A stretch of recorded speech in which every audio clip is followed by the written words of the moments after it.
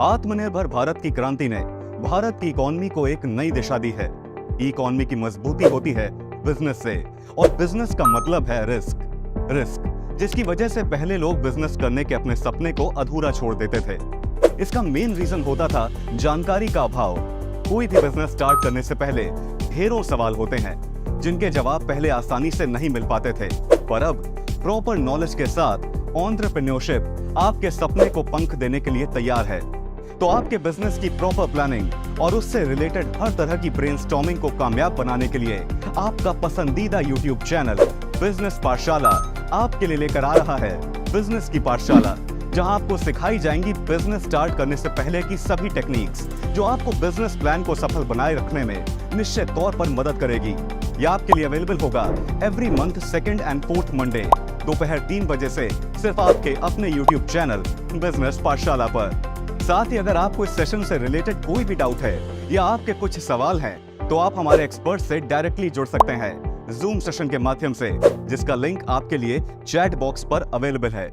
Motivated और skilled trainer, coach और counsellor के तौर पर अपनी खास और अलग पहचान बना चुकी Mrs Nitika Basu Ahuja ji NABARD, ICICI bank, mentor academy, CA institute Lucknow chapter, national institute for fashion technology आदि बहुत से ख्याति प्राप्त ऑर्गेनाइजेशंस में अपनी बहुमूल्य सेवाएं प्रदान कर चुकी हैं। Corporate training, faculty development, language development, students workshop आदि क्षेत्रों में एक्सपर्ट मिसेस नीतिका बासु आहूजा जी न्यूरो लिंग्विस्टिक प्रोग्राम में सर्टिफाइड न्यूरो सेमेंटिक्स कोच भी रह चुकी हैं। ट्रेनिंग डिजाइन में सर्टिफाइड और साइकोलॉजिकल काउंसलिंग में पीजी सर्टिफिकेट प्राप्त कर चुकी मिसेस नीतिका बासु आहूजा जी टीम बिल्डिंग, लीडरशिप और इंटरपर्सनल कम्युनिकेशन में भी दक्षता रखती हैं।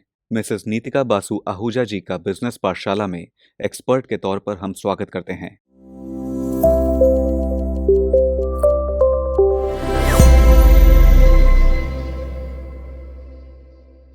नमस्कार, मेरा नाम नीतिका बासु आहूजा है और आज का जो टॉपिक है वो हमारे लिए ज़रूरी इसलिए है क्योंकि पर्यावरण हम सब के लिए एक बहुत ही ज़रूरी बात है और इसका ध्यान रखना भी हमारे लिए उतना ही ज़रूरी है।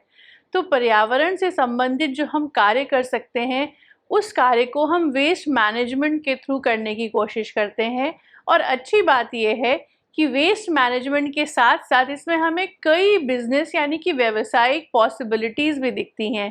तो जी हाँ, आज हम डिस्कस करेंगे business possibilities through innovation in waste management, यानी कि क्या नए व्यवसाय हम सोच सकते हैं वेस्ट मैनेजमेंट का इस्तेमाल करते हुए।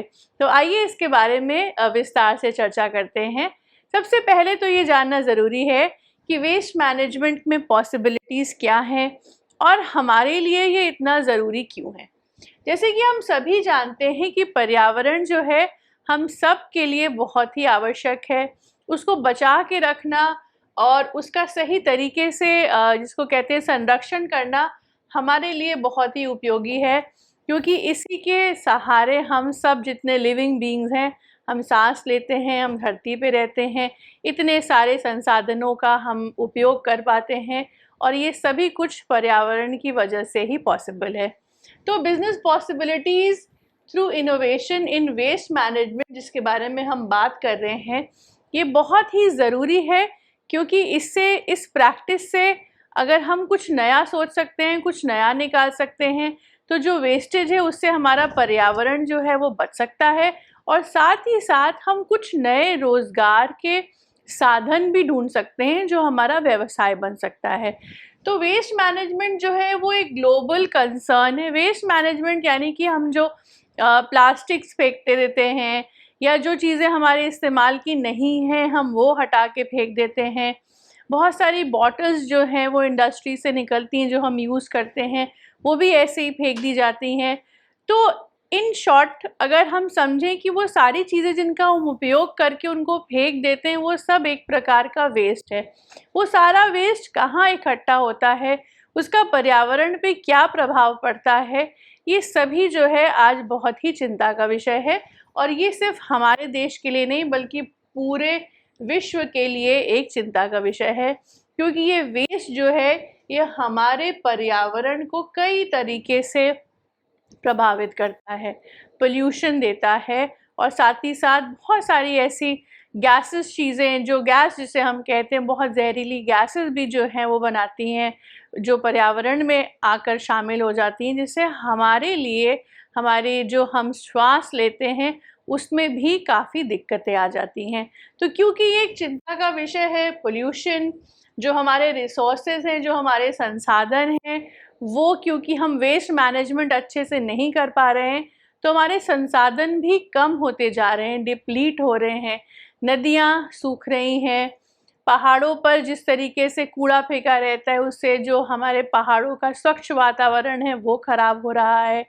अच्छा, जो हम खुली हवा में सांस लेने की बात करते हैं, वो जो हवा है वो प्रदूषित हो चुकी है। और इसी प्रकार से कई और चीज़ें जो हैं वो हमारे दूषित पर्यावरण में है, बिकॉज सिंपल बात है कि हमारा जो वेस्ट मैनेजमेंट है, हमारा जो कूड़ा है, उसको हम सही तरीके से मैनेज नहीं कर पा रहे हैं।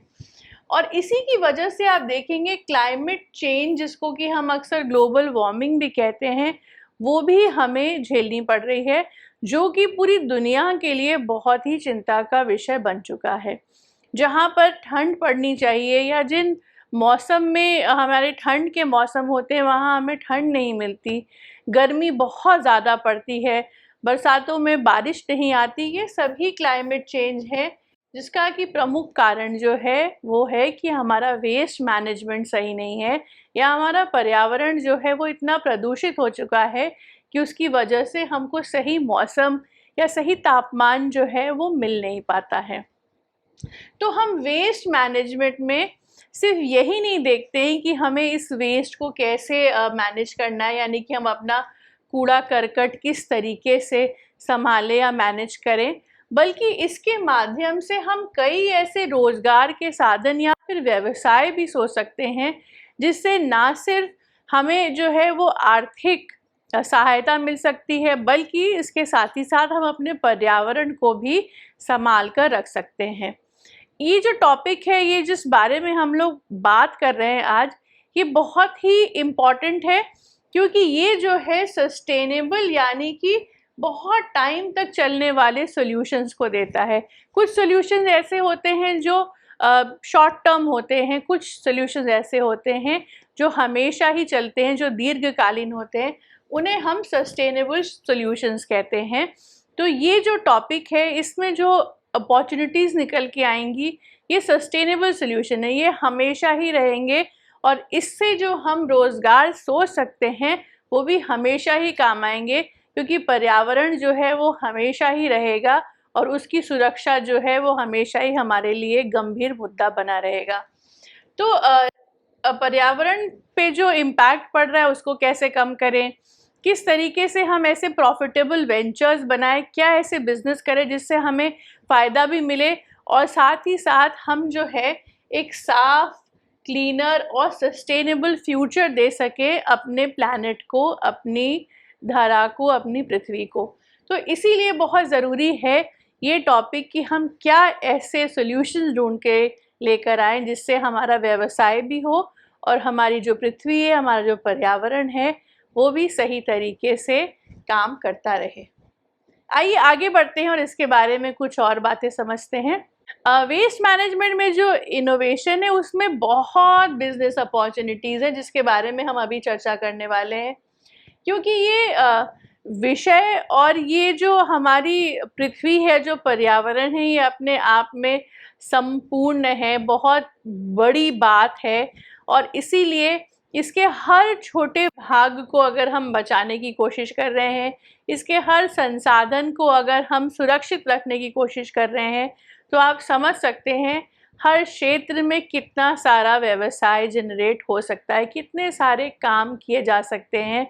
इसीलिए इनोवेशन इन वेस्ट मैनेजमेंट जो है वो बहुत सारी बिजनेस अपॉर्चुनिटीज़ को क्रिएट करता है, और इसकी जानकारी, इसकी अवेयरनेस जो है अब वो धीरे धीरे बढ़ रही है इसलिए क्योंकि अब लोगों को समझ में आ रहा है कि पर्यावरण की सुरक्षा करना कितना ज़रूरी है, और वो सुरक्षा जो है वो सिर्फ एक दिन की ना हो बल्कि सस्टेन्ड हो, यानी कि हमेशा ही वो काम करे।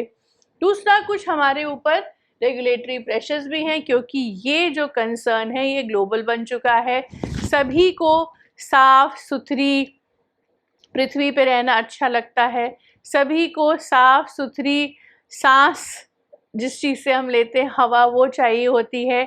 इसीलिए ये हमेशा ही हमारे लिए ज़रूरी होगा और इसीलिए रिसोर्स यूटिलाइजेशन जो है उसके ऑप्टिमाइजेशन की बात की जा रही है।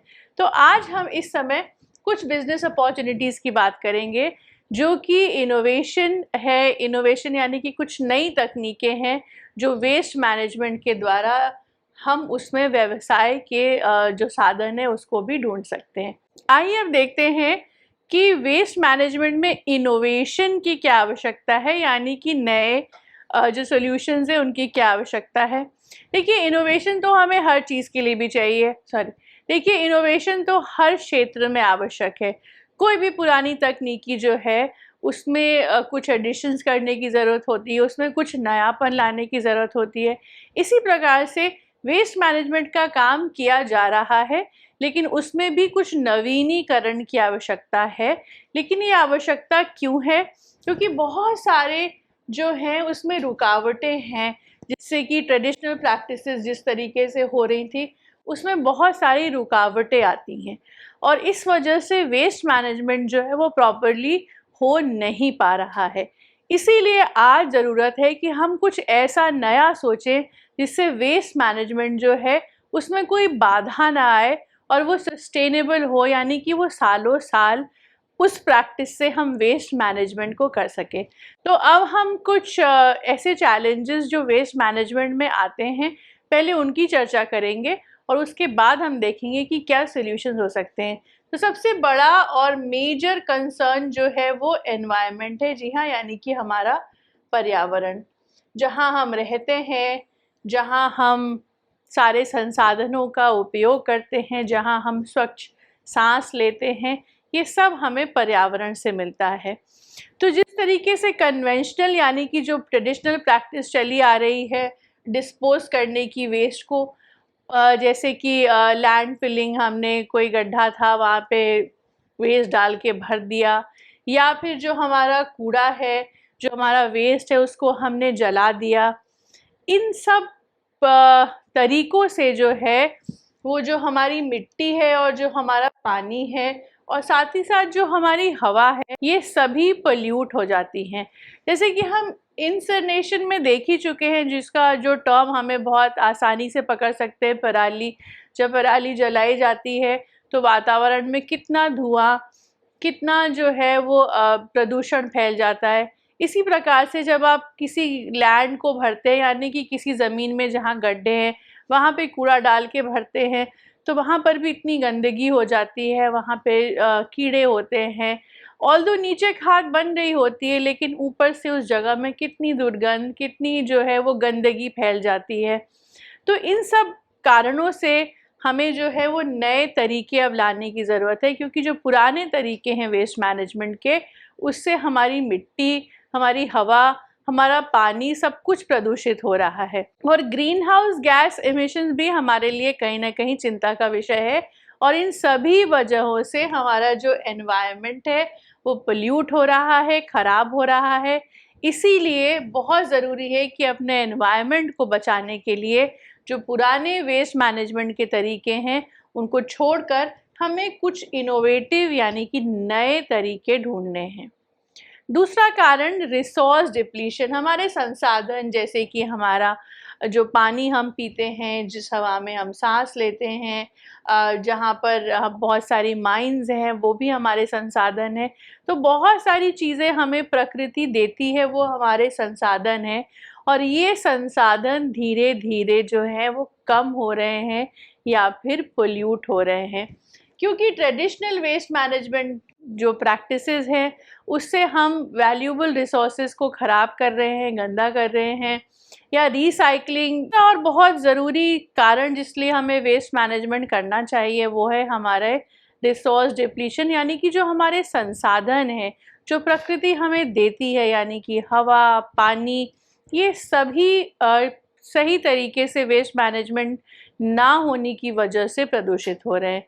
कई बारी जो हमारे जैसे हम कहीं घूमने गए, हमने पानी में बॉटल फेंक दिया, अब वो पानी प्रदूषित हो गया। आप कहीं घूमने गए, आपने वहाँ पर चिप्स खाई और आपने चिप्स का जो पैकेट है वो फेंक दिया। तो हमने उसको कलेक्ट तो किया, लेकिन हमने उसका किया क्या? हमने उसको कहीं डंप कर दिया या कहीं उसको जला दिया। इससे हमारा पर्यावरण, जो हमारे रिसोर्सेज हैं वो ख़राब हुए, हमारा पानी प्रदूषित हुआ। तो इसीलिए बहुत ज़रूरी है कि अपने नेचुरल रिसोर्सेज को बचाने के लिए, ताकि वो सालों साल हमें वो सब दे सकें जो आज दे रहे हैं, वो विलुप्त ना हो जाएं, ज़रूरी है इनोवेटिव वेस्ट मैनेजमेंट की। इसके बाद जो बहुत ही इम्पॉर्टेंट बात है वो है हेल्थ रिस्क। अगर हमारा पर्यावरण साफ नहीं है, हमारा पर्यावरण प्रदूषित है, तो हम सभी जो हैं उनके लिए बहुत ही खतरा है। क्योंकि जिस हवा में हम सांस लेते हैं, अगर वो हवा शुद्ध नहीं है तो हमें कई तरीके की बीमारियां हो सकती हैं। जिस जगह पर हम रहते हैं, अगर वहाँ आसपास गंदगी है या सही तरीके से जो वेस्ट है वो डिस्पोज नहीं है, तो वहाँ से भी कई तरीके के इन्फेक्शंस और बीमारियां फैल सकती हैं, जिससे हम बहुत घातक तरीके से बीमार हो सकते हैं। तो हेल्थ रिस्क जो है वो भी बहुत ही इम्पॉर्टेंट बात है, क्योंकि हमारा वेस्ट मैनेजमेंट जो है वो इनएडिक्वेट है, जिसकी वजह से हेल्थ रिस्क बहुत बड़ा है। हम कंटामिनेटेड पानी पीते हैं, मतलब हमारा जो पीने का पानी है वो साफ़ नहीं है, शुद्ध नहीं है, जिसकी वजह से कई बीमारियां फैलती हैं। हम जहाँ रहते हैं वहाँ आसपास ठीक तरीके से सफाई नहीं है, यानी कि हमारा वेस्ट मैनेजमेंट सही नहीं है, तो वहाँ से भी कई बीमारियां निकल कर हमारे घरों तक आ जाती हैं, जिससे हमारा इकोसिस्टम, यानी कि जो हमारा पूरा रहना, खाना, पीना, ये सब जो है ये प्रदूषित हो जाता है। इसीलिए बहुत ही ज़रूरी है कि हम कुछ नए तरीके ढूंढें वेस्ट मैनेजमेंट के, कुछ इनोवेटिव आइडियाज़ ढूंढें वेस्ट मैनेजमेंट के, ताकि ये जो हमारे चैलेंजेस हैं, एनवायरनमेंट चैलेंज, रिसोर्स डिप्लीशन और साथ ही साथ हेल्थ रिलेटेड चैलेंजेस, इन सभी से हम मुक्त हो सकें या इन सभी को हम कम कर सकें और अपने पर्यावरण को साफ सुथरा और स्वच्छ बना सकें। तो आइए अब देखते हैं कि ऐसी कौन कौन सी अपॉर्चुनिटीज़ हैं जो हमारे लिए बनाई जा सकती हैं या हम सोच सकते हैं, जिसे हम इनोवेशन इन वेस्ट मैनेजमेंट कहते हैं। तो सबसे पहले और सबसे ज़रूरी रीसाइकिल टेक्नोलॉजीज़, क्योंकि अभी तक हम अपना वेस्ट जो है वो कहीं डंप करते आ रहे हैं, किसी जगह पे डंप करते आ रहे हैं, या उसको जला देते हैं, या हम जनरली उसको कहीं फेंक देते हैं। तो इस तरीके से हमारा पर्यावरण प्रदूषित हो रहा है। तो अब जो नई बात कही जाती है वो है रीसाइक्लिंग टेक्नोलॉजीज़, यानी कि इस कूड़े को कहीं डंप करने के बजाय, फेंकने के बजाय, इसका इस्तेमाल कुछ ऐसे किया जाए कि उससे हम कुछ नया बना लें, उनका इस्तेमाल भी हो जाए और हमें उसे कहीं डंप न करना पड़े। तो इन्हीं पुरानी चीज़ों का इस्तेमाल करते हुए कुछ नए बनाने को हम रीसाइक्लिंग कहते हैं। और ये पद्धति, ये टेक्नोलॉजी इस समय बहुत ही चर्चा का विषय है, क्योंकि आप जब पुरानी चीज़ों से कुछ नया बनाते हैं तो आपने उस वेस्ट को कहीं फेंका नहीं, बल्कि उससे कुछ नया बना लिया। तो आपके पैसे भी बचते हैं, क्योंकि रॉ मटेरियल आपके पास अबंडेंस में है, और उससे आप कुछ जब नया बनाते हैं तो वो आपका इनोवेशन या आपका क्रिएशन भी हो जाता है। तो ऐसी कुछ एडवांस रिसाइकलिंग टेक्नोलॉजीज़ जो हम प्रोसेस हमारे पास होने चाहिए, जिससे बहुत बड़ी तादाद में जो हमारे मटेरियल है, जैसे कि प्लास्टिक, इलेक्ट्रॉनिक वेस्ट या कंस्ट्रक्शन वेस्ट, इन सब का इस्तेमाल सही तरीके से हो और उससे हम कुछ नया बना सकें। तो ये सारी चीज़ें, जैसे कि हम सभी जानते हैं, हमारे चारों तरफ काफ़ी मात्रा में पाई जाती हैं।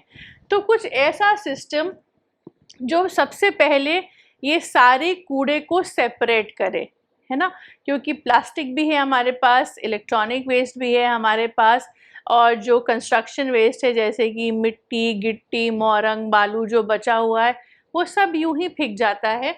तो सबसे ज़रूरी है कि हमारे पास एक सिस्टम हो जो पहले इन चीज़ों को सॉर्ट करे, यानी कि प्लास्टिक एक जगह, इलेक्ट्रॉनिक वेस्ट एक जगह, कंस्ट्रक्शन वेस्ट एक जगह, और उसके बाद कुछ AI या फिर मशीन लर्निंग के द्वारा इसमें कुछ कार्य हो सके। तो ये काम आमतौर पर हम लोग सभी जहाँ पे रिसाइकलिंग का काम होता है ह्यूमंस करते हैं।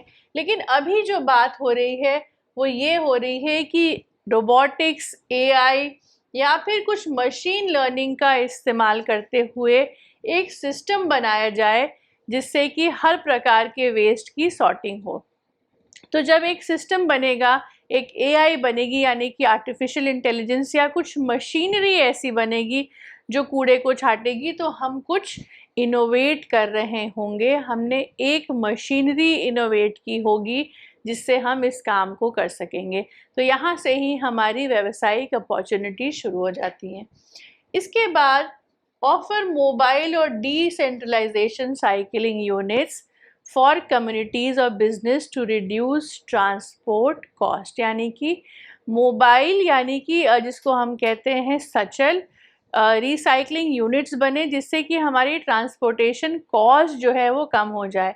जैसे कि हम इन यूनिट्स को, इन मशीनों को किसी वैन के माध्यम से एक जगह से दूसरी जगह ले जा सकते हैं। इससे जो कहने का मतलब है वो ये कि हम वेस्ट को किसी एक यूनिट पे लेकर आएँ, इसमें हमारी ट्रांसपोर्टेशन कॉस्ट बहुत लगेगी, क्योंकि वेस्ट बहुत सारे पार्ट्स से आपके पास आएगा। लेकिन अगर हमारे पास यही जो हमारी सिस्टम है, ये कोई मोबाइल वैन हो या कोई बड़ा ऐसा ट्रक हो जिसमें ये सिस्टम फिट कर दिया जाए और वो ट्रक जगह जगह जाके सामान कलेक्ट करे और वहीं पे रिसाइकिल कर दे, तो हमारी जो ट्रांसपोर्टेशन की कॉस्ट है वो कम हो जाएगी। और ये भी एक बिजनेस मॉडल हो सकता है, ये भी एक व्यवसाय हो सकता है जो हमारे लिए बहुत सारी अपॉर्चुनिटीज़ क्रिएट कर सकता है। आगे इसी में और भी कई चीज़ें हैं जो हम समझ सकते हैं। रिसाइकलिंग टेक्नोलॉजीज़ जो हैं वो बहुत ही महत्वपूर्ण भूमिका निभाती हैं हमारे वेस्ट मैनेजमेंट में, क्योंकि डंपिंग से अच्छा है कि उन सामानों का इस्तेमाल करके हम उसको एक नया रूप दे दें, तो इस तरीके से वो सामान यूज़ में आ जाता है। इसीलिए रिसाइकलिंग को जो है वो सबसे ज़्यादा महत्वपूर्ण समझा जाता है वेस्ट मैनेजमेंट में। और इसमें सबसे ज़रूरी या मैं कहूँगी महत्वपूर्ण बात यह है कि एफिशिएंट और सस्टेनेबल कन्वर्जन के तरीके हमें मिल जाते हैं रिसाइकलिंग में विद डिस्कार्डेड मटेरियल, यानी कि कुछ ऐसा सामान हम बना सकते हैं जो एफिशिएंट है, या उसको हम इस तरीके से वेस्ट मैनेजमेंट को यूज़ कर सकते हैं रिसाइकलिंग टेक्नोलॉजीज़ के द्वारा, जिससे वो सस्टेनेबल हमें कन्वर्जन ऑफ डिस्कार्डेड मटेरियल मिलता चले। ये जो टेक्नोलॉजीज़ हैं ये हमें मदद करती हैं वेस्ट मैनेजमेंट में, और साथ ही साथ रिड्यूस करती हैं वेस्ट जनरेशन, यानी कि हमारे जो वेस्टेजेस हैं वो भी कम होने लगते हैं। नेचुरल रिसोर्सेज जो हमारा पर्यावरण है उसको हम बचा पाते हैं और कोशिश करते हैं कि हमारे एनवायरनमेंट पे, हमारे पर्यावरण पे जो दुष्प्रभाव पड़ रहा है उसको भी हम कम कर सकें। और ऐसा करने के लिए हमारे पास कुछ एक ऐसी टेक्नोलॉजीज़ हैं जिसके बारे में हम अब आपके साथ चर्चा करेंगे। इनफैक्ट उसके फ़ायदे क्या हैं उसके बारे में हम आपसे चर्चा करेंगे। तो सबसे पहली जो टेक्नोलॉजी वो है मैकेनिकल रिसाइकलिंग। जी हाँ, यानी कि मशीन के द्वारा रिसाइकिल करना। इसमें जो प्रोसेस है पहले हम उसको समझते हैं। प्रोसेस में क्या है, sorting and cleaning recyclable material. जैसे कि हमने पहले भी चर्चा की कि हमारे पास जो वेस्ट आता है वो अलग अलग कैटेगरी का आता है। तो मैकेनिकल रिसाइकलिंग के प्रोसेस में सबसे पहले जो है हमारी मशीन जितने अलग अलग तरीके का वेस्ट है उसको सॉर्ट करती है और साथ ही साथ उसको क्लीन भी करती है। सॉर्टिंग उन मटेरियल्स की भी होती है जो रिसाइकल किए जा सकते हैं, जैसे कि प्लास्टिक, पेपर, मेटल्स। और इसमें जो गंदगी होती है, क्योंकि हमारा वेस्ट है वो कूड़ा है, वो कहीं भी पड़ा था तो वो गंदा हो सकता है, वो कंटामिनेट हो सकता है, तो उसकी सफाई भी इस प्रोसेस का हिस्सा है। इसके बाद जो साफ़ किया हुआ मटेरियल है उसको पिघलाया जाता है और उसको एक शेप दिया जाता है जो कि एक नए प्रोडक्ट के रूप में हमारे सामने आता है। तो मैकेनिकल रिसाइकलिंग सॉर्टिंग करती है, क्लीनिंग करती है, उसको पिघलाती है जो मटेरियल निकल के आता है, और उसको एक नया आकार देती है, जो हमारे सामने एक नया प्रोडक्ट बन के आ जाता है। इससे फ़ायदा जो कंजम्पशन है रॉ मटेरियल का, वो हमारे पास डेफिनेटली कम हो जाता है, क्योंकि वेस्ट हमारे पास बहुत ज़्यादा है। एनर्जी एंड वाटर हमारे पास जो है वो कम लगती है, और साथ ही साथ जो वेस्ट डिस्पोजल है, जिससे कि लैंड फिलिंग्स होती हैं, यानी कि जिनको हम ज़मीन में डाल के गड्ढे भर देते हैं या फिर उनको जला देते हैं, ये भी कम होने लगता है, क्योंकि हम उस वेस्ट को अब एक नए प्रोडक्ट का शेप देते हैं। आइए अब देखते हैं दूसरा रिसाइकलिंग का तरीका, जिसे हम केमिकल रिसाइकलिंग या फिर प्लास्टिक टू फ्यूल रिसाइकलिंग भी कहते हैं। तो जैसे मशीन रिसाइकिल करती है, वैसे ही केमिकल रिसाइकलिंग भी होती है, जिसमें सबसे पहले जो मशीनरी है वो प्लास्टिक को केमिकल कंपोनेंट्स में बदल देती है। मतलब प्लास्टिक कंपोनेंट्स को वो ब्रेक डाउन करके केमिकल कंपोनेंट में बदलती है, जैसे कि हाइड्रोकार्बन थ्रू प्रोसेसेस, ये प्रोसेसेस के नाम हैं पायरोलिसिस, डीपॉलीमराइजेशन। इसको इस्तेमाल करते हुए प्लास्टिक को ब्रेक डाउन करके फ्यूल बनाती है या फिर नया प्लास्टिक बनाती है, जिससे और नए प्रोडक्ट्स बन सकते हैं। इससे फ़ायदा क्या मिलता है? तो केमिकल रिसाइकलिंग का फ़ायदा क्या है? ये कन्वर्ट कर देती है हार्ड टू रिसाइकिल, यानी कि वो प्लास्टिक जो बहुत मुश्किल से रिसाइकिल होते हैं उनको ब्रेक कर देती है, इसीलिए ये इजी टू रिसाइकिल हो जाते हैं। और इन प्लास्टिक्स को वो कन्वर्ट कर देती है वैल्यूएबल्स फ्यूल में या फिर कुछ सामान बनाने का इस्तेमाल करने के फीडस्टॉक के लिए। और इसकी वजह से जो है वो प्लास्टिक पोल्यूशन भी कम होता है और हमारी लैंड फिलिंग भी कम हो जाती है। तो इस प्रकार से केमिकल रिसाइकलिंग प्रोसेस जो है हमारी मदद करता है। इसमें बिजनेस अपॉर्चुनिटीज़ भी बहुत हैं। एक यूनिट केमिकल रिसाइकलिंग की लगाई जा सकती है, जो इस काम को बहुत अच्छे से कर सकती है, और जो रिसाइकल प्रोडक्ट होते हैं उनको मार्केट में रॉ मटेरियल के रूप में आगे भी सेल किया जा सकता है। जो अगली हमारी तकनीकी है वो है बायोलॉजिकल और ऑर्गेनिक वेस्ट साइक्लिंग। जी हाँ, हमारे घरों से जो सब्जियां, फल, इनके छिलके या फिर इनकी जो वेस्टेज निकलती है, इनको हम बायोलॉजिकल वेस्ट कहते हैं, और इसी के रिसाइकलिंग प्रोसेस को हम बायोलॉजिकल और ऑर्गेनिक वेस्ट मैनेजमेंट कहते हैं। तो ये basically decomposition of organic waste का इस्तेमाल होता है, जैसे फूड स्क्रैप्स, यार्ड वेस्ट, जिसके माइक्रो ऑर्गेनिज्म के थ्रू इसमें कंपोस्टिंग की जाती है, जिससे कि हम खाद बनाते हैं। ठीक है, तो ये जो खाद है, ये जो कंपोस्ट बनता है, इसका हम इस्तेमाल कर सकते हैं अपनी मिट्टी को अच्छा बनाने के लिए, उसमें और ऊर्जा डालने के लिए, या फिर उसको और उपजाऊ बनाने के लिए। अब इस प्रकार की रिसाइकलिंग का फ़ायदा क्या है? जो भी ऑर्गेनिक वेस्ट है, जैसे कि हमारे फल सब्जियों के छिलके, जो कि हम कहीं ना कहीं किसी लैंड में डंप कर देते हैं, जिससे लैंडफिल होता है, उसको कम करती है। मीथेन इमिशन, जो कि कूड़ा डालने से मीथेन और गैस निकलती है, उसको कम करती है। और साथ ही साथ जो कंपोस्ट बनता है, उसको हम अपने खेतों में, अपने जो बागबानी करते हैं उसमें इस्तेमाल कर सकते हैं, तो वो भी हमारे काम आती है। तो इस प्रकार से बायोलॉजिकल या फिर ऑर्गेनिक वेस्ट रिसाइकलिंग हमें बहुत मदद करती है एक अच्छे वेस्ट मैनेजमेंट में। आइए अब समझते हैं ई वेस्ट रिसाइकलिंग क्या होती है, और इसका जो मैं कहूँगी, इस समय मार्केट बहुत बड़ा है, इसमें व्यवसाय के साधन बहुत हैं। इसमें सबसे पहले जो इम्पॉर्टेंट प्रोसेस में होता है, collection of dismantling of electronic waste. जैसे कि आप यहाँ चित्र में भी देख सकते हैं, ये सारा हमारा इलेक्ट्रॉनिक वेस्ट है। हमारे हेडफोन्स ख़राब हो जाते हैं, हमारे कीपैड्स ख़राब हो जाते हैं, हमारे फ़ोन्स टूट जाते हैं, हम बच्चे जो हमारे वीडियो गेम्स खेलते हैं उसके माउस, उसके रिमोट्स टूट जाते हैं। तो ये सब कुछ हमारा इलेक्ट्रॉनिक वेस्ट है, जिसका हमारे आगे कोई काम भी नहीं होता और हम इसको बस ऐसे ही फेंक देते हैं।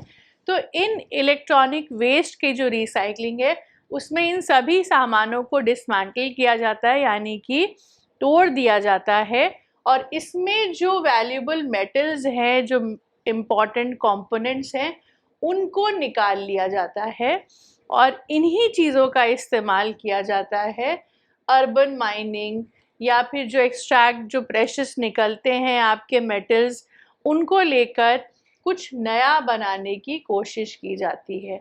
तो फ़ायदा बहुत है। इससे क्या फ़ायदा है, एनवायरनमेंट का पे जो इम्पैक्ट पड़ता है ई वेस्ट का, क्योंकि ई वेस्ट जो है वो किसी काम के नहीं, वो डंप रहते हैं, वो उनसे हम कुछ और सोच भी नहीं सकते हैं, तो उससे बहुत ही नुकसान होता है।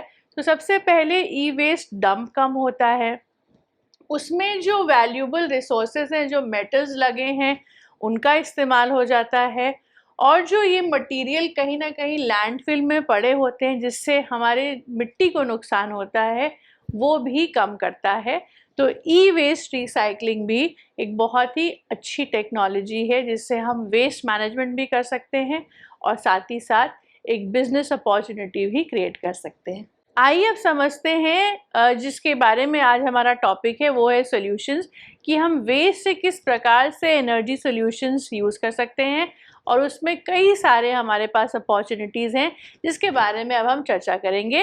लेकिन उससे पहले हम थोड़ा सा समझ लेते हैं कि ये जो एनर्जी टेक्नोलॉजीज़ हैं, जैसे कि वेस्ट इंसिनरेशन या एनारोबिक डाइजेशन, यानी कि जो हम पराली जलाते हैं या फिर वेस्ट को हम ऐसे ही छोड़ देते हैं, इससे हम इलेक्ट्रिसिटी जनरेट कर सकते हैं, इससे हम ऊर्जा जनरेट कर सकते हैं और इसी वेस्ट मैनेजमेंट से हम ऑर्गेनिक खाद भी बना सकते हैं।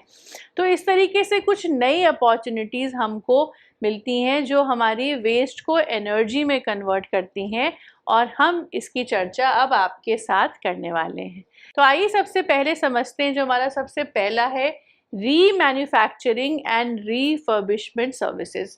हम सभी के घरों में बहुत सारी चीज़ें ऐसी होती हैं जो रखी रहती हैं, हमारे इस्तेमाल की भी नहीं होती हैं, लेकिन हम फिर भी उनको रखे रहते हैं और एक समय आता है कि हम उनको निकाल कर वेस्ट की तरह फेंक देते हैं।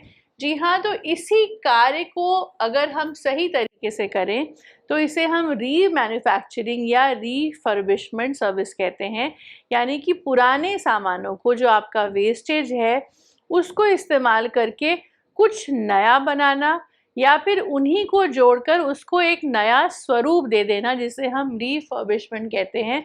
तो बहुत सारे ऐसे व्यवसाय होते हैं जो इसी में स्पेशलाइज करते हैं। वो पुराने सामानों को लेकर उसको एक नया रूप दे देते हैं, जैसे कि उसकी लाइफ बढ़ जाती है और उसमें एक नयापन भी आ जाता है। सबसे ज़्यादा रीफर्बिशमेंट जिस इंडस्ट्री में आती है वो है आपके स्मार्टफ़ोन। आप अपना पुराना फ़ोन जब एक्सचेंज करते हैं तो वो कहीं ना कहीं इस्तेमाल होता है। इसके अलावा जो आपके ऑटोमोटिव के पार्ट्स होते हैं, आपकी गाड़ियों के कल पुर्जे, वो भी कहीं यूज़ होते हैं। जो आपका ऑफिस फर्नीचर यूज़ नहीं होता है, उनको भी जब आप किसी को देते हैं या कोई लेके जाता है तो उसको एक नया रूप, स्वरूप, आकार देता है। इसे ही रीफर्बिशमेंट कहते हैं। इसके अलावा रीफर्बिशमेंट की इंडस्ट्री जो है वो कार्य करती है आपके पुराने कपड़ों के साथ भी। आप देखेंगे इस समय जो फैशन इंडस्ट्री है वो बहुत सारा रीसाइकिल्ड मटेरियल यूज़ करती है। आपके पुराने कपड़े लेकर उसको नया कपड़ा, नया फैब्रिक बना के उसको इस्तेमाल करती है। तो रीफर्बिशमेंट इंडस्ट्री जो है वो एक स्पेशलाइज्ड काम है जो आपके पुरानी चीज़ों को यूज़ करते हुए उसे नया स्वरूप, आकार या फिर एक नयापन दे देती है। दूसरा, प्रोडक्ट डिज़ाइन एंड कंसल्टिंग। जो डिज़ाइन फर्म्स होते हैं वो इस पे सलाह देने का काम करते हैं कि आपका जो पुराना प्रोडक्ट है उससे क्या नया बनाया जाए। तो ऐसी कई कंपनीज़ होती हैं, ऐसे कई व्यवसाय होते हैं जो कंसल्टेशन का व्यवसाय भी करते हैं, जो कि आपको सलाह देते हैं कि आपके प्रोडक्ट्स को कैसे और ड्यूरेबल बनाया जाए, उसमें क्या नयापन लाया जा सकता है या फिर उसको रिसाइकिल करके हम एक नया प्रोडक्ट क्या बनाया जा सकते हैं, या उसको हम रिसाइकिल करके क्या एक नया प्रोडक्ट बना सकते हैं। तो ये कंपनीज़ जो हैं, इनका जो सुझाव होता है उसको हम इको डिज़ाइन प्रिंसिपल कहते हैं और इस तरीके का काम जो है वो डिज़ाइनर्स करते हैं, और ये भी एक प्रकार का व्यवसाय है जिसे हम प्रोडक्ट डिज़ाइन एंड कंसल्टिंग कहते हैं। तो अगर आप में इस तरीके की तो अगर आप में इस तरीके की काबिलियत है, आप कुछ नया सोच सकते हैं, तो probably product design and consulting एक आपके लिए अच्छा व्यवसाय का अवसर हो सकता है। आगे बढ़ते हैं और भी चीज़ों को समझते हैं। Sharing and collaborative consumption platform. कई जगह हमने एक छोटा सा कॉन्सेप्ट आपको बताती हूँ। एक बड़े से हॉल में छोटे छोटे डेस्क लगाकर वहाँ पर लोग अपना ऑफिस सेटअप करते हैं, यानी कि instead of investing in a big office, अगर उनको सिर्फ एक डेस्क और चेयर से ही काम है तो वो कोई ऑफिस स्पेस नहीं लेते, उसे हम शेयरिंग ऑफिस स्पेस कहते हैं, जहाँ पे हर जगह के लोग आकर अपना एक डेस्क और टेबल बुक करते हैं और वहाँ पर बैठ के काम करते हैं। तो इस तरीके का कॉन्सेप्ट जो है वो sharing and collaborative consumption platform कहलाता है। तो इसमें बिजनेसेस जो है किसी जगह को शेयर करते हैं, रेंट आउट करते हैं, एक दूसरे के प्रोडक्ट्स को बोरो कर लेते हैं, एक दूसरे की सर्विसेज को बोरो कर लेते हैं, यानी कि ले लेते हैं और अपना काम कर लेते हैं। यानी कि उनको किसी भी नई चीज़ को खरीदने की आवश्यकता नहीं पड़ती। नया खरीदना यानी कि कुछ टाइम बाद वो वेस्ट हो जाता है। तो वो जो प्रोडक्ट्स अवेलेबल हैं, जो सर्विसेज अवेलेबल हैं, वो किसी से रेंट पे ले लेते हैं, किसी को वो रेंट पे दे देते हैं और वो उन प्रोडक्ट्स को शेयर करते हैं। और बड़े शहरों में ये एक बहुत ही अब आम बात हो चुकी है, क्योंकि वहाँ पर वो प्रोडक्ट्स की कॉस्ट को भी बचाते हैं और साथ ही साथ जब प्रोडक्ट उनके काम का नहीं होता है तो वो किसी और को उसे रेंट आउट कर देते हैं या कोई उनसे वो बोरो भी कर सकता है। तो जैसे कि मैंने आपको बताया, को शेयरिंग सर्विस स्पेसेस होती हैं, को वर्किंग स्पेसेस होती हैं, peer to peer lending platforms भी होते हैं। मतलब एक जने ने सामान खरीदा तो अपने दोस्तों को वो सामान शेयर करने के लिए देता है। तो इस प्रकार से अधिक सामान खरीदा नहीं जाता और उसका उपयोग ख़त्म होने के बाद वो वेस्ट नहीं होता, क्योंकि वो किसी और के काम आ जाता है। Textile and clothing rental services.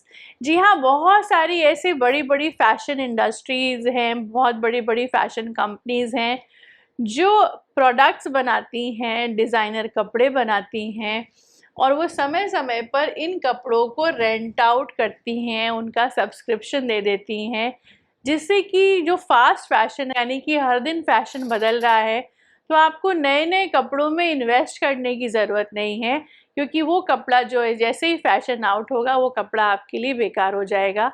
तो इसी कॉन्सेप्ट को प्रमोट करती हैं कि आप कपड़े रेंट आउट कर लीजिए, आप पहन लीजिए और आप उनको वापस कर दीजिए। और ये कंपनीज जो हैं इन गारमेंट्स को जब आप वापस करते हैं तो उनको रिसाइकिल करके कुछ नया बना देती हैं। आपने अक्सर सुना भी होगा कि जो हमारे बहुत फिल्म इंडस्ट्री या बड़ी इंडस्ट्री में जब लोग किसी एक बड़ी पार्टी में जाते हैं तो बहुत ही अच्छे सजे धजे कपड़े पहन के जाते हैं। ऐसा ज़रूरी नहीं होता कि वो कपड़े उनके अपने होते हैं या ख़रीदे होते हैं, वो किसी न किसी डिज़ाइनर के कपड़े होते हैं जो उनको रेंट आउट करते हैं या उनको दे देते हैं सो दैट वो पहने और उसका एडवर्टाइजमेंट हो और उसके बाद उनकी सेल बढ़े। तो इस तरीके के बड़े हाउसेस जो फैशन हाउसेस हैं वो आजकल इस काम को बहुत कर रहे हैं और कोई भी व्यक्ति जो है वो अपने कपड़ों को रेंट आउट कर सकता है। बहुत सारे ऐसे एप्लीकेशंस जिसको हम ऐप कहते हैं वो भी अब आ गई हैं जो आपको इनकरेज करती हैं कि आप जिन कपड़ों का इस्तेमाल नहीं कर रहे हैं वो आप उनको दे दीजिए, उसके बदले में उनसे पैसे ले लीजिए और वो उन कपड़ों को जो है वो रेंट आउट करती हैं या रिफर्बिश भी करती हैं। तो ये एक बहुत ही अच्छा तरीका है वेस्ट टू एनर्जी सोल्यूशन के अंतर्गत। तो अगर आप डिज़ाइनर हैं या आप जो है वो फैशन इंडस्ट्री में कुछ कार्य करते हैं तो ये काम भी आपके लिए बहुत ही बेनिफिशियल हो सकता है। आगे बढ़ते हैं और तरीक़ों को देखते हैं।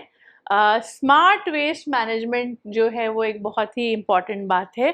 तो स्मार्ट वेस्ट बिन मैन्युफैक्चरिंग जिसमें हमारा सबसे पहला सॉल्यूशन है, कुछ ऐसा तरीका हम डेवलप करें कुछ ऐसा स्मार्ट बिन हम डेवलप करें जिसमें सेंसर लगे हों और वेस्ट मॉनिटरिंग की जा सके, यानी कि किस तरीके का वेस्ट आ रहा है, कितना वेस्ट इकट्ठा हो गया और किस लेवल तक का वेस्ट इकट्ठा हो गया। तो कुछ ऐसा सिस्टम बनाया जा सकता है जिसमें सेंसर फिट हो, जिससे कि इसकी भी जानकारी लगे, जीपीएस ट्रैकिंग हो सके कि कहाँ पर कितना वेस्ट इकट्ठा हो सका है, और वो जानकारी जो है वो दूसरों तक पहुंचाई जा सके।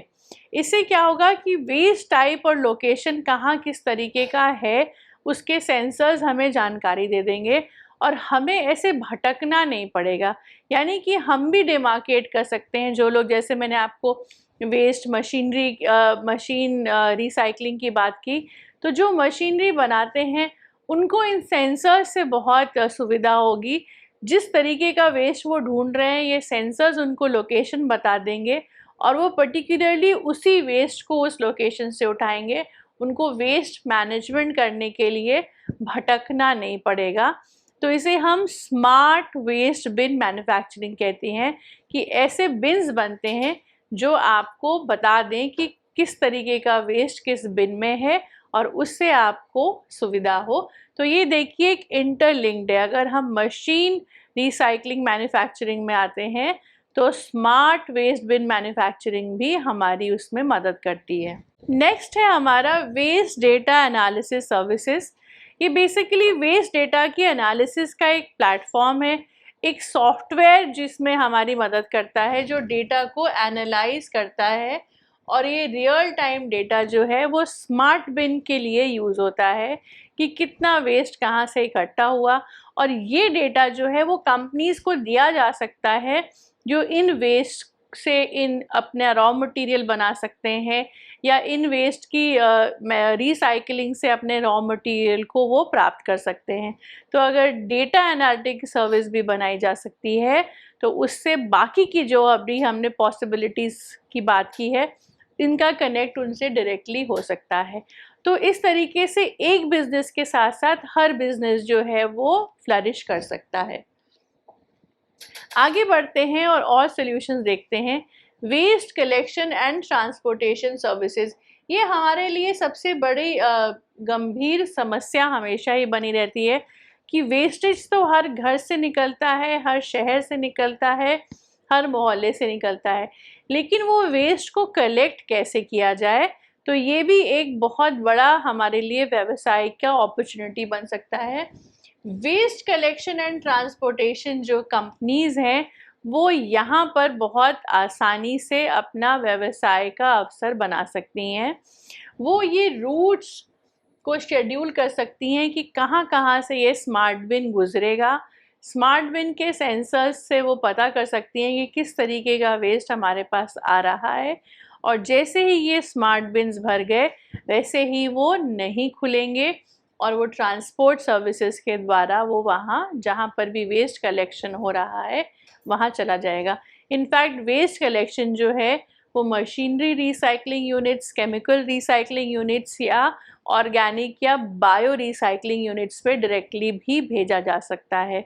तो वेस्ट कलेक्शन और ट्रांसपोर्टेशन सिस्टम, वो कंपनीज जो ऑलरेडी ट्रांसपोर्टेशन में हैं वो इस कार्य को बहुत अच्छे से ले सकती हैं। उनके लिए एक और बिजनेस का वर्टिकल शुरू हो सकता है। इसी प्रकार से mobile apps end user engagement platforms भी जो है वो एक बहुत ही अच्छा अवसर है व्यवसाय का, जिसमें मोबाइल एप्लीकेशंस बनाए जा सकते हैं, ऑनलाइन प्लेटफॉर्म्स क्रिएट किए जा सकते हैं। जो रेसिडेंट्स यानी कि जो एक मोहल्ले में रहते हैं, निवासी, व्यवसायी और साथ ही साथ वेस्ट मैनेजमेंट अथॉरिटीज़ के साथ वो इससे डायरेक्टली इंटरैक्ट कर सकते हैं, जो कि वेस्ट मैनेजमेंट सिस्टम से जुड़ा हुआ हो। यानी कि अगर हमारे मोहल्ले में वेस्ट मैनेजमेंट नहीं हो रहा है या उसमें कुछ कमियां हैं, तो मोबाइल एप्लीकेशंस के द्वारा लोग एक दूसरे से जुड़े हुए हो सकते हैं और बहुत ही अच्छे से इस वेस्ट मैनेजमेंट के कार्य में अपनी सहभागिता दिखा सकते हैं। तो मोबाइल ऐप बनाना आज जो है वो एक बहुत ही अच्छा और बहुत ही प्रॉफिटेबल बिजनेस है, और ऐसा ऐप बनाने से उसमें इतने सारे लोग जुड़ जाएंगे, जिसमें अथॉरिटीज़ भी होंगी, व्यवसायी भी होंगे, रेसिडेंट निवासी भी होंगे, और सभी को ना सिर्फ अपने व्यवसाय से रिलेटेड मदद मिलेगी बल्कि अपने पर्यावरण को संरक्षित करने में भी बहुत मदद मिलेगी। इसमें बहुत सारे हम फीचर्स डाल सकते हैं, जैसे सर्विसेज कब मिलती हैं, वेस्ट रिडक्शन के टिप्स कैसे वेस्ट को रिड्यूस करें, और साथ ही साथ रिपोर्टिंग के लिए भी हो सकता है। और अगर हमारे व्यवसायी भी इसमें जुड़ रहे हैं तो वेस्ट कहाँ से उठ रहा है, कहाँ पर जा रहा है, उसमें डेटा एनालिसिस भी शामिल हो सकती है कि किस प्रकार का वेस्ट कलेक्ट हो रहा है, कितना रिसाइकिल हो रहा है, कितना रिसाइकिल वेस्ट जो है वो मैकेनिकल है, कितना ऑर्गेनिक है, कितना केमिकल है। और इस तरीके से हर व्यवसाय को इस एप्लीकेशन से मदद मिल सकती है। तो ये भी एक बहुत ही प्रॉफिटेबल बिजनेस हो सकता है। आइए आगे बढ़ते हैं और कुछ और उपाय देखते हैं। Eco friendly packaging material manufacturing, ये एक बहुत ही इम्पॉर्टेंट बात है, क्योंकि अभी तक हम सब जो है पैकेजिंग मटेरियल में प्लास्टिक का इस्तेमाल करते आ रहे हैं। कुछ भी पैकेजिंग होती है उसमें प्लास्टिक, बबल रैप्स जो कि एक प्लास्टिक ही है, यही लगता है। और या फिर हम गत्तों का इस्तेमाल करते हैं जिसे हम दफ्ती भी कहते हैं, कार्डबोर्ड्स। तो कुछ ऐसा सिस्टम बनाया जाए जो कि इको फ्रेंडली हो। तो ऐसा सिस्टम बनाने के लिए हमारे लिए बहुत ज़रूरी है कि वो जो प्रोडक्ट है वो सस्टेनेबल हो, यानी कि वो काफ़ी समय तक चले। और ऐसे में biodegradable plastic, compostable material use करना बहुत ही अच्छा होता है। आजकल एक सिस्टम और भी निकला है इको फ्रेंडली पैकेजिंग मटेरियल का। बहुत सारी कंपनीज़ जो आपको डोर टू डोर सर्विसेज देती हैं, सामान डिलीवर करती हैं, वो ऐसा उस पे लिख के देती हैं उन पैकेजिंग पर कि आप इस पैकेज को वापस कर सकते हैं और इसके बदले में आपको 1 रुपी या 2 रुपीज़ जो हैं वो दिए जाएंगे। और ये भी लिखा होता है कि इससे आप एक पेड़ बचाएंगे। तो ऐसा अगर हम रिसाइकिल मटेरियल लोगों को दे पा रहे हैं जो कि इको फ्रेंडली पैकेजिंग का हिस्सा है, और हम उसमें एक स्कीम भी लगा दे रहे हैं, उसमें लोगों को थोड़ी अवेयरनेस भी क्रिएट कर दे रहे हैं कि आप उसको वापस दे दीजिए सो दैट उसका रीयूज़ हो सके, तो हम कहीं ना कहीं वेस्ट मैनेजमेंट को एज अ कंपनी प्रमोट कर रहे हैं। और इनफैक्ट हम कोशिश कर रहे हैं कि हम अपनी तरफ से पूरा योगदान दे सकें। तो बहुत सारे wide range of packaging available है इंडस्ट्रीज़ में। पैकेजिंग की सबको ही ज़रूरत पड़ती है, फूड इंडस्ट्री, प्रोडक्ट इंडस्ट्री। और ऐसे में अगर हम इको फ्रेंडली प्रोडक्ट्स यूज़ करके पैकेजिंग मटेरियल बना सके तो इसका मार्केट जो है वो हर इंडस्ट्री में अवेलेबल है। आगे बढ़ते हैं और कुछ उपाय समझते हैं जो कि रिसाइकिलेबल एंड रीयूजेबल पैकेजिंग सोल्यूशन है। जैसे कि मैंने आपको एक कंपनी की स्कीम बताई कि आप उनको उनका पैकेजिंग मटेरियल वापस करते हैं और वह उस पर आपको 1 रुपी देते हैं। या फिर सिर्फ अवेयरनेस भी क्रिएट की जा सकती है कि आप इससे पेड़ बचा सकते हैं। इसी प्रकार से पैकेजिंग सोल्यूशन ऐसा है, इसी प्रकार से हमें डिज़ाइन एंड मैन्युफैक्चर करने की ज़रूरत है कुछ ऐसे रिसाइक्लेबल पैकेजिंग सोल्यूशन जो कि बहुत आसानी से रिसाइकिल हो जाएं और वो वापस आ जाएं सप्लाई चेन के पास। जैसे कि हमारे बॉटल्स वापस चले जा सकते हैं, जो हमारे दफ्ती में पैकेट्स आते हैं, सामान आते हैं, उसको हम वापस कर सकते हैं। कई बारी कुछ अगर आपने घर पे डिलीवरी ली है तो आप उनका सामान जो आपके पास आया उसको आपने अपने पैकेट में लेकर उनके पैकेट को वापस कर दिया, तो वो रीयूजेबल हो गया। तो इस तरीके की कुछ सोच से हम बहुत ज़्यादा वेस्ट को कंट्रोल कर सकते हैं, मैनेज कर सकते हैं। और साथ ही साथ हमारे पैकेजिंग के सॉल्यूशंस में अगर वो रिसाइक्लेबल प्रोडक्ट्स लगे हों और उसमें हमने return to supply chain scheme भी लगा रखी हो, तो हम बहुत ही आसानी से वेस्ट को कंट्रोल कर पाएंगे। तो इसलिए ज़रूरी है कि रीयूजेबल पैकेजिंग सिस्टम बने और वो हर क्षेत्र में यूज़ हो, कॉमर्स, ग्रोसरी डिलीवरी और साथ ही साथ जो ड्यूरेबल गुड्स हैं उसमें भी। तो ये एक अच्छा बिज़नेस का अवसर है और इसके बारे में लोग सोच सकते हैं, क्योंकि हर इंडस्ट्री को रीयूजेबल पैकेजिंग सॉल्यूशन की आवश्यकता है। और ऐसा सोल्यूशन जो है हर कोई वेलकम करता है। आइए कुछ और वेस्ट टू एनर्जी सोल्यूशंस को देखते हैं, जिसमें सबसे इम्पॉर्टेंट और मेरे लिए बहुत ज़रूरी sustainable printing and labelling services. हम सभी अपने घरों से लेकर अपने दफ्तर तक कागज़ों का इस्तेमाल करते हैं, हम न्यूज़पेपर पढ़ते हैं, हमारे जो भी डॉक्यूमेंट्स होते हैं वो सब प्रिंटेड होते हैं। यानी कि आप सोच के देखिए कितना सारा इंक इस्तेमाल करते हैं, कितना सारा पेपर इस्तेमाल करते हैं। तो कुछ ऐसा जिसे हम सस्टेनेबल प्रिंटिंग या लेबलिंग कहते हैं, ऐसा कुछ बनाया जा सके तो कितना फ़ायदा हो। तो प्रिंटिंग एंड लेबलिंग सर्विसेज जो हैं वो एनवायरमेंटल फ्रेंडली हो सकती हैं, जिसमें कि हम अच्छे इंक्स और अच्छे मटेरियल का प्रयोग कर सकते हैं। लेबलिंग सॉल्यूशन जो है वो प्रोडक्ट्स सस्टेनेबिलिटी की तरफ हमें लेकर जाए तो उससे बहुत ही फ़ायदा होगा। इंक जो कि बहुत घातक भी हो सकती हैं, अगर उनको अच्छे बनाया जाए, उनको इको फ्रेंडली तरीके से बनाया जाए तो उससे लोगों को भी फ़ायदा होगा। जैसे कि हम देखते हैं कि हमारे शहरों में सड़कों पे बहुत सारे ठेले लगे होते हैं और लोग जो है खाना इन कागज़ों में ही पैक करके देते हैं। अब यहाँ पे देखिए हम हेल्थ रिस्क की बात कर रहे हैं। उन न्यूज़पेपर्स में जब हमारा खाना पैक होता है तो उसकी इंक हमारे खाने में जाती है और वही इंक जो है हमारे खाने के साथ हमारे शरीर में भी चली जाती है। तो ये हमारे लिए कितना घातक हो सकता है। तो अगर ये इंक इको फ्रेंडली है, अगर वो अच्छे कंपोनेंट से बनाई गई है, अच्छे केमिकल से बनाई गई है, जो कि हेल्थ के लिए भी ठीक है, तो कितने लोगों का भला हो सकता है, राइट। इसी प्रकार से पैकेजिंग डिज़ाइन एंड कंसल्टेशन, बहुत सारे ऐसी कंसल्टेंसीज़ हैं जो किस तरीके से आप पैकेज डिज़ाइन करें, यानी कि आपका जो प्रोडक्ट है उसकी पैकेजिंग में किस प्रकार का मटेरियल लगाएं जो कि सस्टेनेबल हो, जो कि वेस्ट को रोके और साथ ही साथ मटेरियल भी अच्छा हो। सिर्फ इसी पर काम करती हैं, यानी कि उनका कंसल्टेशन का बिजनेस जो है वो पैकेजिंग को डिज़ाइन करने के लिए ही होता है या फिर वो पैकेजिंग डिज़ाइन करके देते हैं। तो इस तरीके का कार्य इस समय बहुत ही फल फूल रहा है, क्योंकि हर प्रोडक्ट जो है उसकी पैकेजिंग लोगों को अट्रैक्टिव चाहिए होती है और उस अट्रैक्टिव पैकेजिंग में अगर हमें वेस्ट रिडक्शन, सस्टेनेबिलिटी, मटेरियल की एफिशिएंसी मिल जाए तो कितना ही अच्छा हमारे लिए बेनिफिशियल हो जाता है। और साथ ही साथ अगर हम पैकेजिंग का इस्तेमाल कुछ रीसाइकिल्ड प्रोडक्ट्स को यूज़ करते हुए करें तो हमारी कॉस्ट भी कम आ जाती है। तो इस प्रकार से इको फ्रेंडली तरीके यूज़ करने से हमारा जो वेस्ट टू एनर्जी सोल्यूशन है वो भी हमारे लिए बेहतर होता है। आगे बढ़ते हैं और देखते हैं कि waste reduction packaging technologies after all है क्या। तो ऐसा एक टेक्नोलॉजी डेवलप करने की ज़रूरत है जो वेस्ट को कम करता है और साथ ही साथ पैकेजिंग ऐसी हो जो कि एडिबल हो, यानी कि जिससे कि किसी को नुकसान ना हो। वो कहीं अगर फेंक भी जाए और उस या फिर वो किसी को दे भी दिया जाए, उसमें कुछ खाने का पैक हो तो उससे किसी को नुकसान ना हो। वो पैकेजिंग डिज़ोल्वेबल हो, यानी कि वो अपने आप ही नष्ट हो जाए, ख़त्म हो जाए।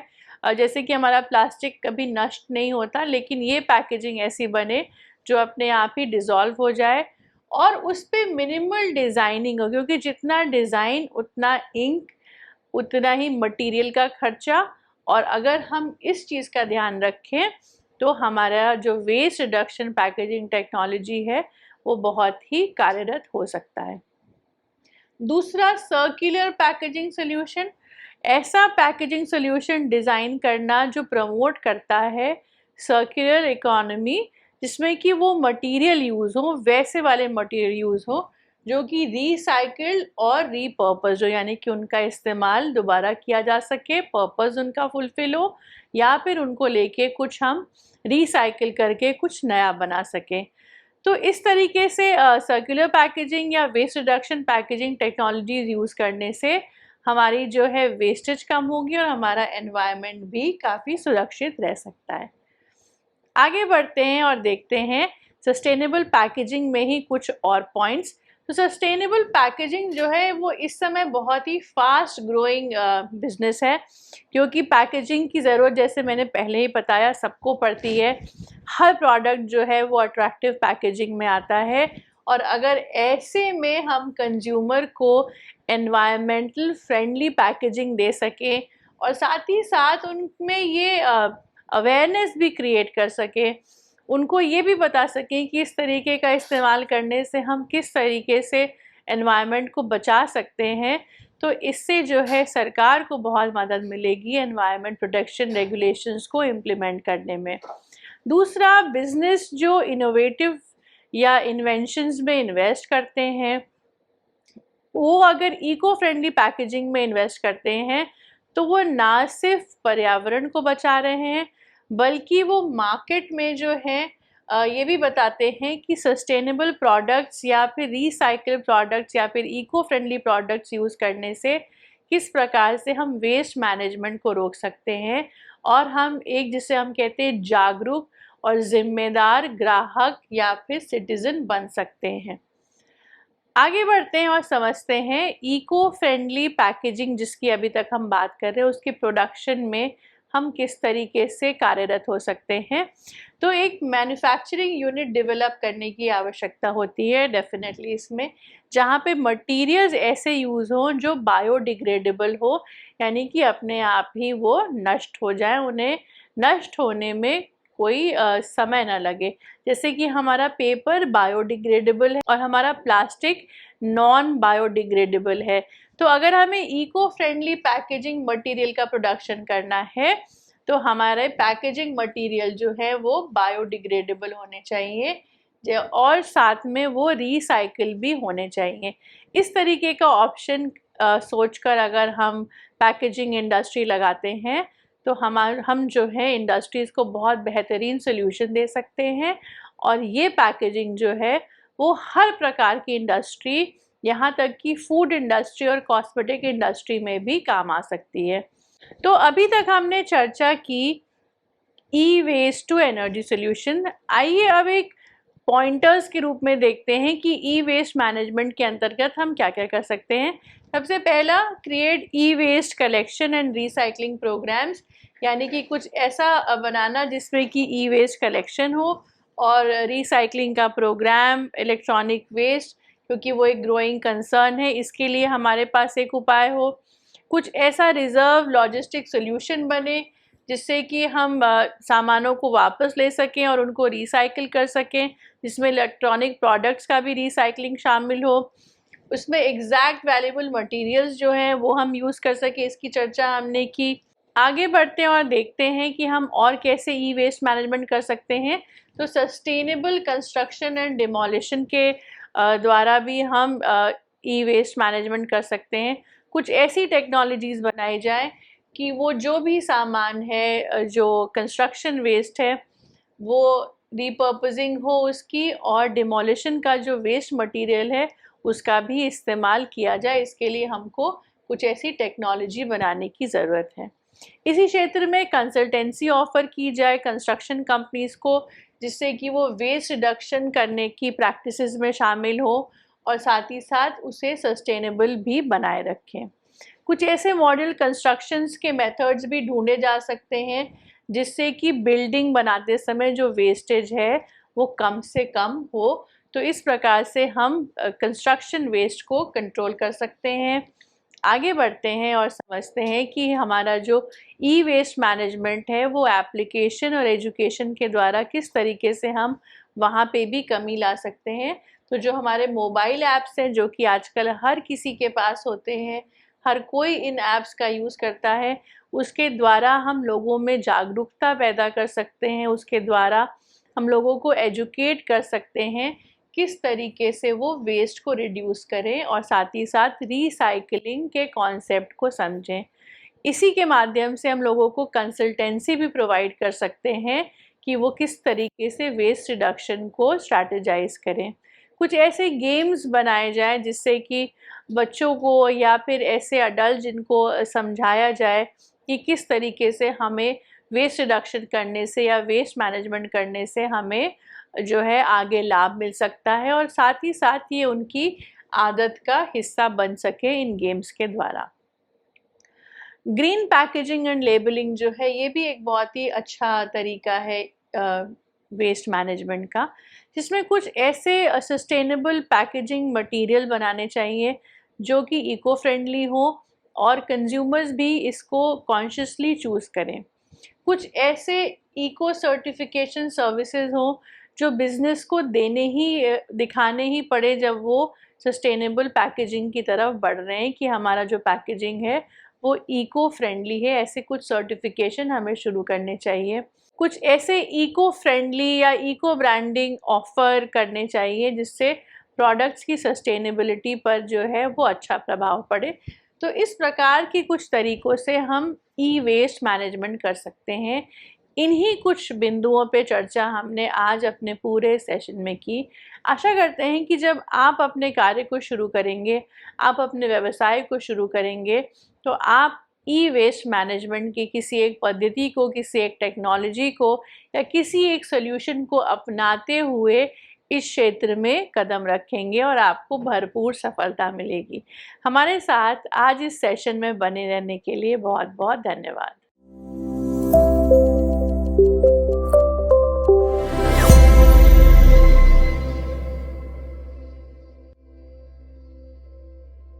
बिजनेस पाठशाला के बिजनेस आइडिया सेगमेंट में हम आपको बताते हैं बेहतरीन बिजनेस आइडियाज़ के बारे में, जिनकी शुरुआत करके आप बन सकते हैं एक सफल उद्यमी।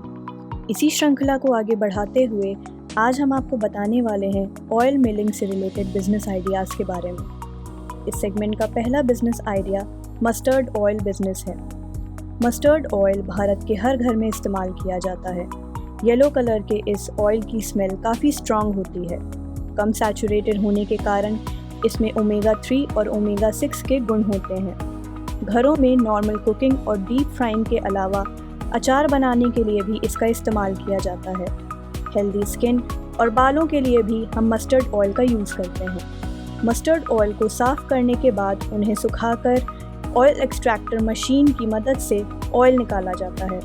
मस्टर्ड ऑयल के मसाज से जॉइंट पेन में राहत मिलती है।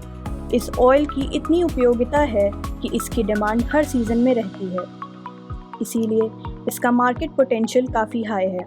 आप भी ये बिज़नेस शुरू करके 10 से 20% प्रॉफिट अर्न कर सकते हैं। मस्टर्ड ऑयल मिलिंग बिज़नेस को सामान्य स्तर पर शुरू करने के लिए आपको 2000 से 2500 स्क्वायर फीट एरिया, 10 से 12 मैन पावर, 8 से 12 किलोवाट इलेक्ट्रिसिटी लोड और सेमी ऑटोमेटिक मशीन के लिए 10 से 15 लाख रुपए मशीन कॉस्ट की आवश्यकता होगी। आज का अगला बिजनेस आइडिया है ग्राउंडनट ऑयल। ग्राउंडनट या पीनट ऑयल सूखी मूंगफली से बनाया जाता है। ये ऑयल लाइट येलो कलर का होता है और इसका एक न्यूट्रल फ्लेवर होता है। इसे कुकिंग, बेकिंग और फ्राइंग के लिए इस्तेमाल किया जाता है। ग्राउंडनट ऑयल यूज़ करने का मुख्य कारण इसकी मेडिसिनल और हेल्थ प्रॉपर्टीज़ हैं। ग्राउंडनट ऑयल डाइटरी फाइबर का अच्छा सोर्स है, इसीलिए डाइजेशन में सहायक होता है। इसके अलावा इसमें vitamin B, vitamin E, iron, zinc और एंटीऑक्सीडेंट्स मिनरल भी होते हैं। ग्राउंडनट ऑयल कंज्यूम करने से डायबिटीज़ और हेयर लॉस में कंट्रोल होता है और साथ ही वज़न घटाने में भी यह ऑयल मदद करता है। इन सभी फैक्टर्स से यह पता चलता है कि ग्राउंडनट ऑयल इंडस्ट्री एक प्रॉफिटेबल बिजनेस है और आप इसे शुरू करके एक सफल व्यवसायी बन सकते हैं। इस बिज़नेस में लगभग 10 से 20% प्रॉफिट मार्जिन होता है। इस बिज़नेस को शुरू करने के लिए आपको 4000 से 5000 स्क्वायर फीट एरिया, 15 से 20 किलोवाट पावर कनेक्शन, 6 से 8 मैन पावर, 20 से 22 लाख रुपए मशीन कॉस्ट और 55 से 60 लाख रुपए इन्वेस्टमेंट की ज़रूरत होगी। आज का अगला बिजनेस आइडिया एप्रिकॉट ऑयल है। एप्रिकॉट ऑयल को एप्रिकॉट सीड से एक्सट्रैक्ट किया जाता है। ये लाइट येलो कलर का माइल्ड स्मेल वाला ऑयल है जिसके इस्तेमाल से स्किन हेल्दी होती है। इसकी hair and skin nourishing properties की वजह से इसे कई अन्य प्रोडक्ट्स में भी यूज़ किया जाता है। विटामिन ए, विटामिन सी, बेटा कैरोटीन और एंटीऑक्सीडेंट्स जैसे तत्वों के कारण एप्रिकॉट ऑयल का इस्तेमाल कुकिंग के साथ अरोमा और मसाज थेरेपी में भी किया जाता है। एप्रिकॉट ऑयल का यूज़ कई जगहों पर होता है, इसीलिए इसकी एक कांस्टेंट डिमांड रहती है। आप भी इस बिज़नेस को शुरू करके लगभग 10 से 14% प्रॉफिट अर्न कर सकते हैं। इस बिज़नेस को स्मॉल स्केल में शुरू करने के लिए आपको 800 से 1000 स्क्वायर फीट एरिया, 3 से 5 किलोवाट पावर कनेक्शन, 3 से 4 मैन पावर, 10 से 12 लाख रुपए मशीन कॉस्ट और 15 से 18 लाख रुपए इन्वेस्टमेंट की आवश्यकता होगी। आज का last business idea black sesame seed oil है। ब्लैक सेसमे सीड ऑयल को ब्लैक सेसमे प्लांट के सीड से एक्सट्रैक्ट किया जाता है। ये ऑयल प्राचीन समय से इस्तेमाल किया जा रहा है। इसकी हेल्थ प्रॉपर्टीज़ त्वचा, बालों और बोन्स की ग्रोथ में सहायक होती हैं और साथ ही हार्ट की प्रॉपर फंक्शनिंग में भी हेल्प करती हैं। ब्लैक सेसमे सीड ऑयल में ओमेगा 6 फैटी एसिड्स और सेसामिन, सेसामोलिन, सेसामॉल और एंटीऑक्सीडेंट्स होते हैं। ब्लैक सेसमे सीड्स को लो और मीडियम हीट कुकिंग के लिए ज़्यादा इस्तेमाल किया जाता है। इसका व्यवसाय शुरू करना आपको कामयाबी की ओर बढ़ा सकता है। आप इस बिज़नेस से 10 से 12% प्रॉफिट अर्न कर सकते हैं। Black sesame seed oil business को शुरू करने के लिए आपको 1000 से 1500 स्क्वायर फीट एरिया, 3 से 5 किलोवाट पावर कनेक्शन, 2 से 3 स्टाफ और 10 से 15 लाख रुपए इन्वेस्टमेंट की आवश्यकता होगी। तो ये थे आज के बिज़नेस आइडिया। आशा है कि ये सेगमेंट आपके लिए बहुत ही फ़ायदेमंद साबित हुआ होगा। आप सभी जूम सेशन से जुड़कर डायरेक्ट एक्सपर्ट से इंटरैक्ट कर सकते हैं। जूम सेशन का लिंक आपको यूट्यूब चैट बॉक्स में मिल जाएगा। धन्यवाद।